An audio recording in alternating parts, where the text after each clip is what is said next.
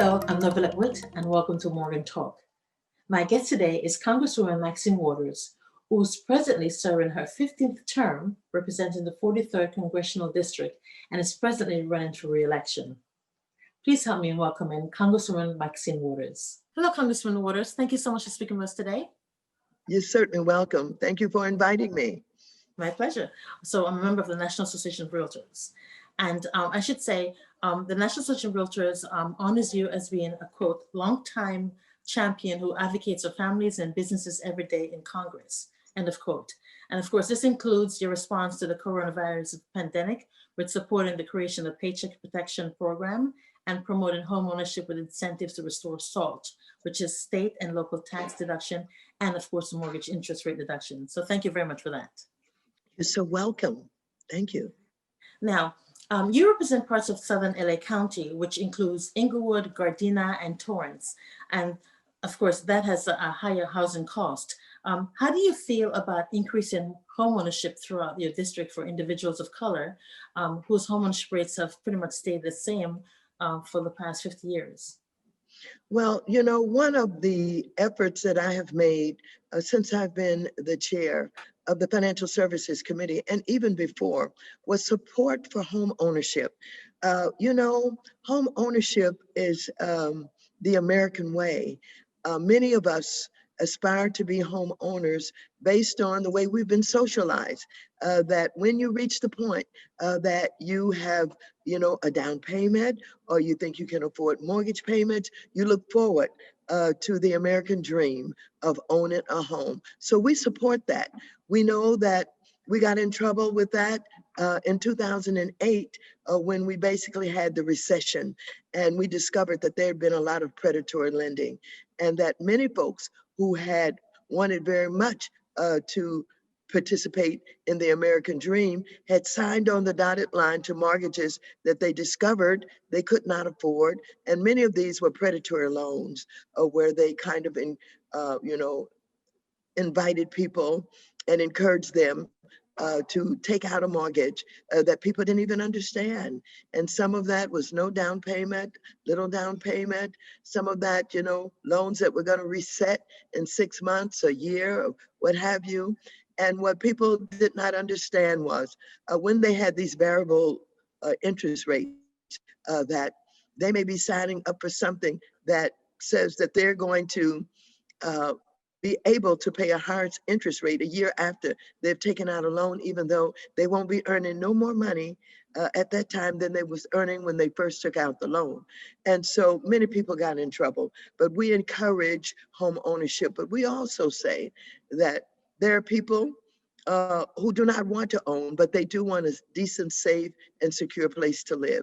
And so we encourage affordable housing and affordable renting, and people with, you know, having the ability to lease what they think is in the best interest of their family.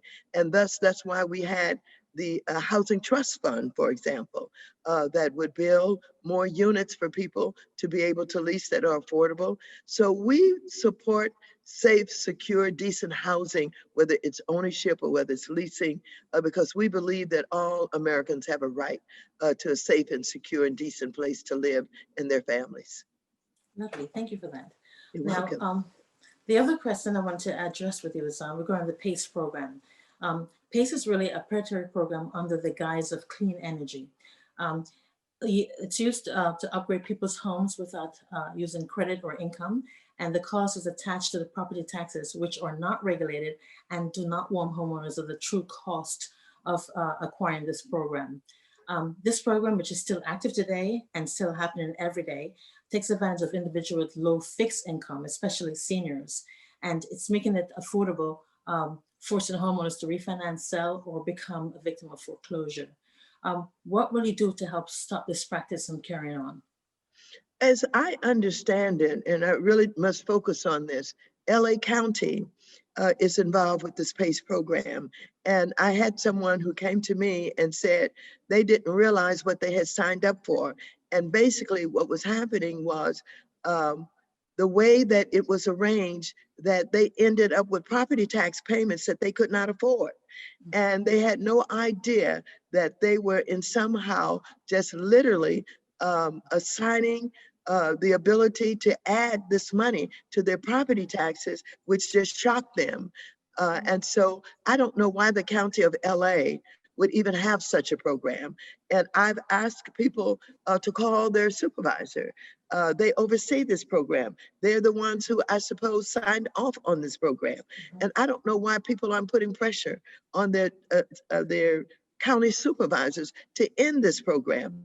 You have 5 supervisors who sit there, and evidently they must have been getting complaints about this program. So the question becomes, when and how are people going to let their voices be heard to the people that they elect on the County Board of Supervisors to stop it? I agree. I agree. And again, unfortunately, a lot of cities sign on to this program without truly understanding it. So yes, you're correct about that. And now, if you were to be reelected, what are some of the plans regarding homeownership in your district that you would like to see come to fruition? Well, the first thing that we have to do is we have to make sure that the lending institutions are treating everyone fairly. And the reason that we had the recession and the problem that we had in 2008 was because of predatory loans. And we had targeted communities that were paying more in interest rates than their counterparts in white communities for the most part. We had people who earned the same amount of money as their white counterparts, had the same amount of debt, pay their bills on time the same way, and all for whatever reasons, they were being charged more in interest rates. That's not fair. In order for people to become homeowners, they have to be treated fairly, and they have to know that they're entering into contracts that are in their best interest. And so we have a lot of education to do, but we have a lot of oversight to do on our lending institutions and our big banks who were responsible for the predatory lending. And also we have to have, all kind of literacy programs that we can put together. We do have some of our churches who are involved in some of these programs. We have first-time home ownership where people are getting counseling. We have to do more of that so people are able to negotiate and understand what is happening to them when they try to sign up for a mortgage. So it's a lot of work that we all have to do. I agree. I agree. Thank you so much for sharing that with us. Is there anything else you'd like to share before we go? No, except to say that, we're in this period of time where COVID-19 has changed our lives, and people are, living basically in ways that we never dreamed we would live before. I'm hopeful that we can pass the HEROES Act. The HEROES Act in Congress will not only assist renters, but it will also assist homeowners to make sure that, number one, they get due diligence, that if they cannot afford their mortgage, that the banks and the financial institutions will work with them for a year. But what I don't want is, I don't want our homeowners to have to pay a lump sum because they've not been able to pay for a number of months.